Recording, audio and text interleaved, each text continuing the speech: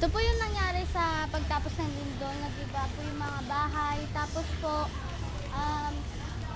wala na rin po matitiran yung mga ibang tao kasi po, yung mga bahay nila nagkawatak-watak na. Nag-iba po kasi ng lindol. Pagtapos po ng lindol,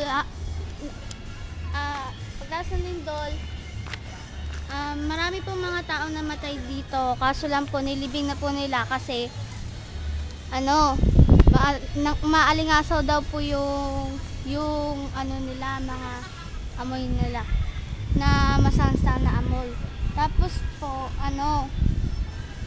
kung meron po kayong mayaambag upang magawa po itong bahay na mga nasira ng lindol, pwede po kayo mag-volunteer dito.